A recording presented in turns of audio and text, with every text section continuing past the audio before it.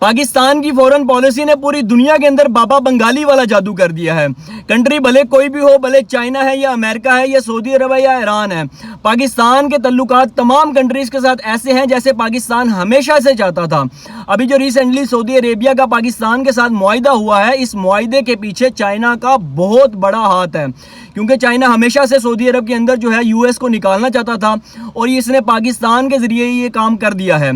अब जहाँ पर ये मुआहिदा जो है बहुत ज़्यादा मुफीद है पाकिस्तान और सऊदी अरब के लिए, वहाँ पर ये मुआहिदा बहुत ज़्यादा ख़तरनाक भी है दोनों कंट्रीज़ के लिए, क्योंकि बहुत सी कंट्रीज़ ऐसे हैं, स्पेशली मुस्लिम कंट्री, जो आपस में उनकी नहीं बनती।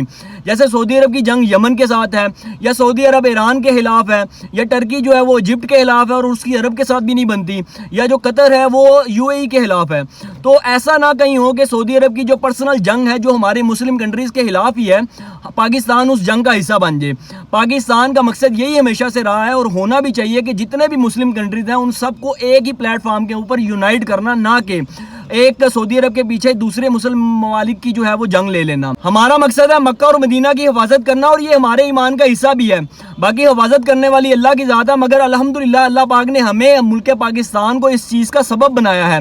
दूसरी तरफ जो मनूस कंट्रीज हैं जिसमें जो है इंडिया शामिल है, इसराइल और अमेरिका शामिल है, ये कभी भी नहीं चाहेंगे कि ये मुआहिदा जो है परमानेंटली चले। अब वो क्या कर सकते हैं, जैसे अमेरिका है वो पाकिस्तान, क्योंकि फाइनेंशियली बहुत से चैलेंजेस हैं पाकिस्तान को, तो वो आईएमएफ का प्रेशर पाकिस्तान के ऊपर डाल सकता है। दूसरी तरफ सऊदी अरब का जो बहुत बड़ा ऑयल इंपोर्टर है वो इंडिया है, तो इंडिया जो है इस चीज़ को यूज़ करते हुए सऊदी अरब के ऊपर प्रेशर डाल सकता है।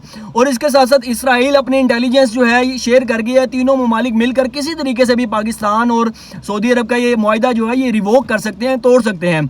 तो ये वो चीज़ है जिसको बहुत ही केयरफुली होकर हमें देखना पड़ेगा, और ये वो रिलेशन है जिसको हमें बड़ा ही इंडिपेंडेंटली होकर चलना पड़ेगा और अपने मुस्लिम भाइयों के खिलाफ नहीं बल्कि दूसरी कंट्रीज के खिलाफ इसको यूज़ करना चाहिए। और इस रिलेशन को मुस्तकिल चलाने के लिए चाइना का भी बहुत बड़ा हाथ होगा, क्योंकि चाइना जो है वो डिफेंस के अंदर पाकिस्तान और सऊदी अरब की हेल्प करेगा, फाइनेंस के अंदर भी हेल्प करेगा। तो ये वो चीज़ है जो पाकिस्तान को इस फाइनेंशियल ट्रैप से भी निकाल सकती है। अल्लाह पाक हमेशा से पाकिस्तान की और सऊदी अरब की जो है वो मदद करे और इसको अपने हिफ्ज़ व ईमान में रखें। पाकिस्तान जिंदाबाद, पाकिस्तान पोइंदाबाद। अब्दुल वहाब बेग को इजाज़त दीजिए।